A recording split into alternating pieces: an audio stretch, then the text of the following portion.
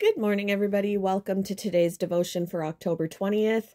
Today's devotion is titled The Payoff.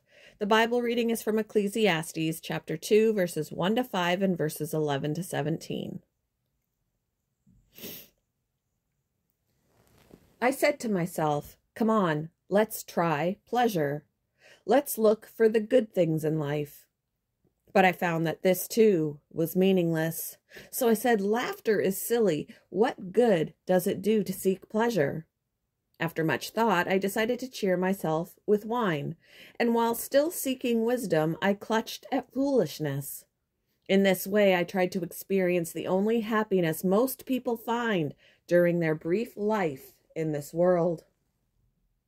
I also tried to find meaning by building huge homes for myself and by planting beautiful vineyards. I made gardens and parks, filling them with all kinds of fruit trees. But as I looked at everything I had worked so hard to accomplish, it was also meaningless, like chasing the wind. There was nothing really worthwhile anywhere. So I decided to compare wisdom with foolishness and madness, for who can do this better than I, the king? I thought, wisdom is better than foolishness, just as light is better than darkness, for the wise can see where they are going, but fools walk in the dark. Yet I saw that the wise and the foolish share the same fate.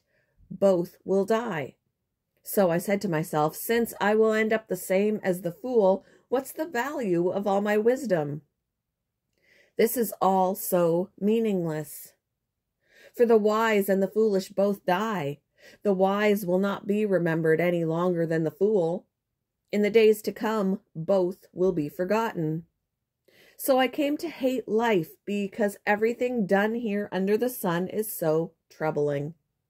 Everything is meaningless, like chasing the wind. In 1921, artist Sam Rodia began construction on his Watts Towers. 33 years later, 17 sculptures rose as high as 30 meters over Los Angeles. Musician Jerry Garcia was dismissive of Rodia's life work. "That's the payoff," said Garcia, "the thing that exists after you're dead." Then he said, "Wow, that's not it for me." So what was the payoff for him? His bandmate Bob Weir summed up their philosophy. In eternity, nothing will be remembered of you, so why not just have fun?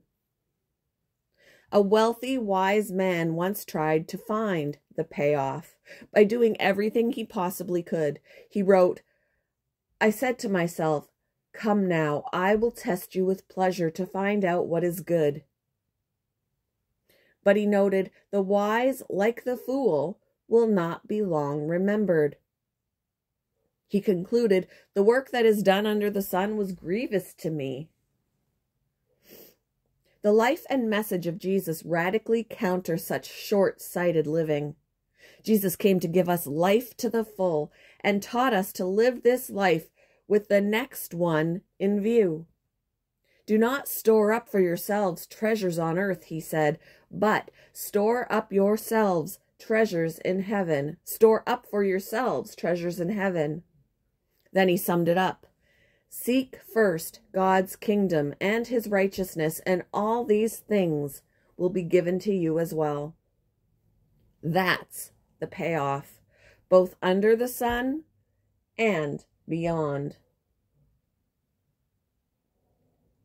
How do you want to be remembered?